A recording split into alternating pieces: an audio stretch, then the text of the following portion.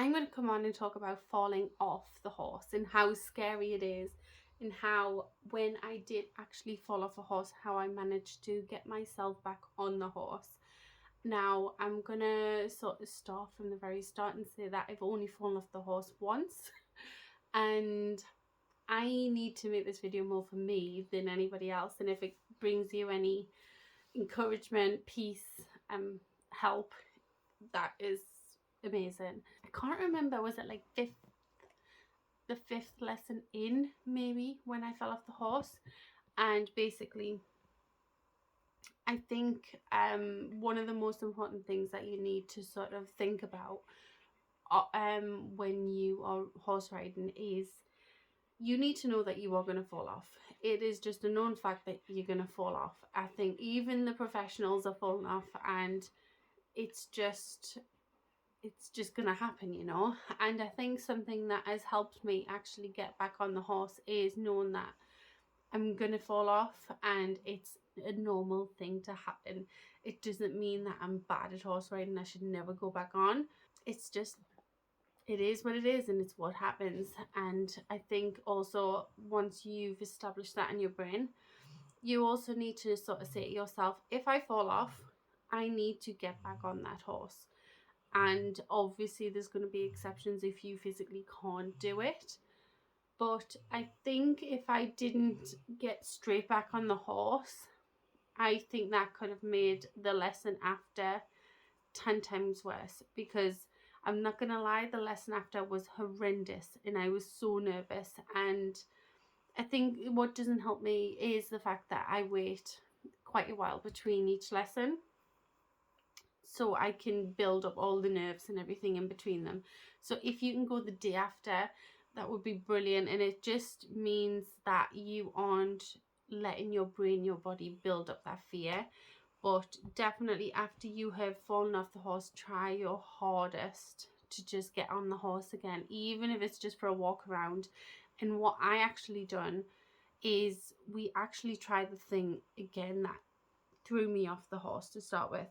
So it was a canter. It was my first ever canter that threw me off. And it was, the thing that annoys me now is it was so stupid as to why I fell off. Like, I forgot to pull the brakes, and I was like struggling in the moment to think like, oh my god, how do I pull the brakes? And because of that, I was just losing my balance more and more and more. Whereas if I just pulled the brakes, then it would have been fine and I wouldn't have this build fear that I've gained since.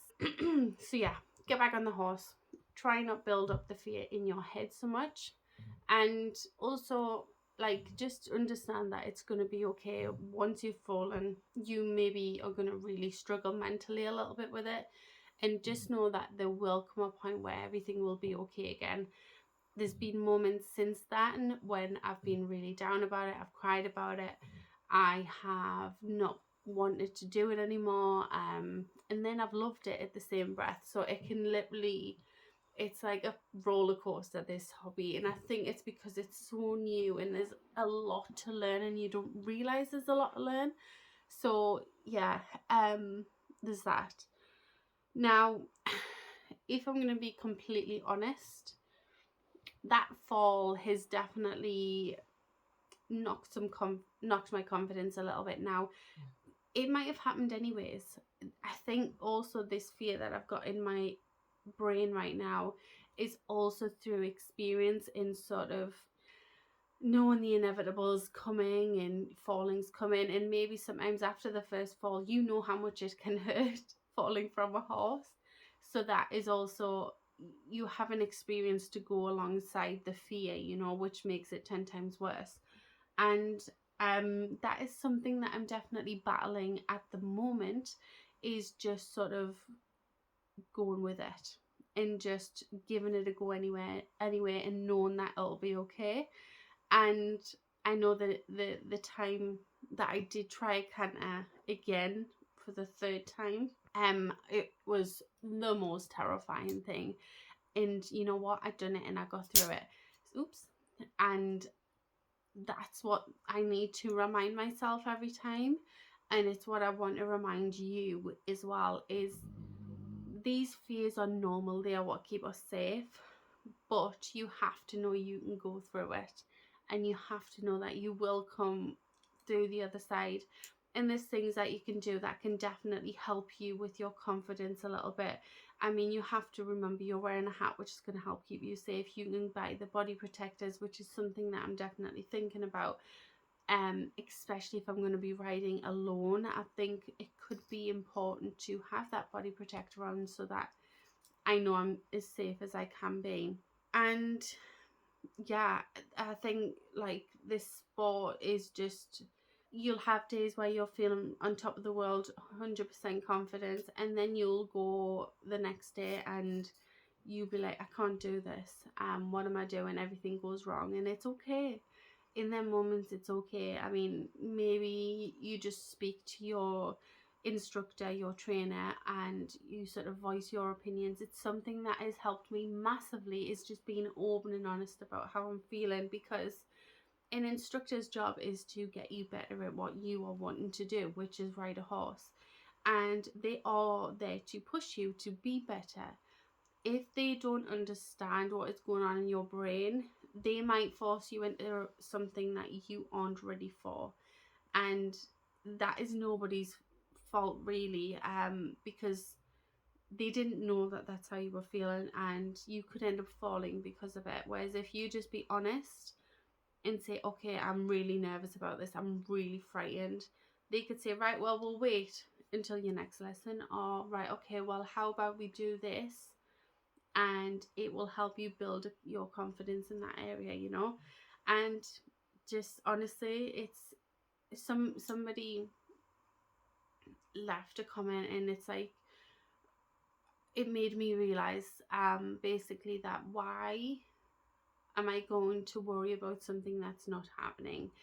So just in your brain, know that you could fall off, know that it's an okay thing, know that this happens, but don't dwell on it, because you might never fall off. I mean, I bet you there's people out there who have never fallen off, and it's okay for them. So just because I'm saying that I fell off when I tried a canter for the first time, it does not mean that you are going to fall on your first canter.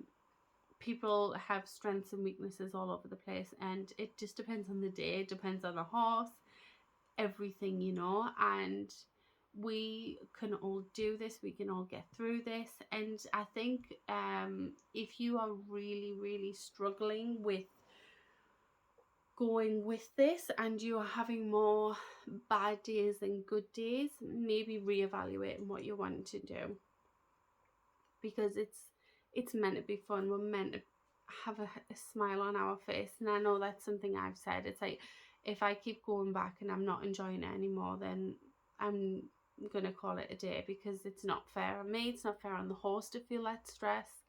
And yeah, why would I want to spend loads of money on something that I'm just not enjoying anymore? Give it a break. It doesn't mean you have to stop altogether, just give it a break, you know, and come back to it in a few months and see if it's changed. Sometimes I feel you just need some space from something, and when you go back, it is a little bit of a happier place to be. So yeah, that is my little vent when it comes to falling off a horse. Just know that you'll be absolutely fine. These things happen and it's normal. And my dog is snoring. And yeah, just get back on the horse and give it another go, you know. So let me know how, if you've fallen off a horse before. I would love to know like other people's experience, and maybe how did it go? How did you get over it? Was it something that you did in particular that helped? But for me, I think it's just practice, and feeling comfortable on the horse, you know. So thank you so much for watching this video. I hope you enjoyed. Subscribe if you are not already. Give this video a thumbs up. Leave me a comment, and I'd love to see you in the next one.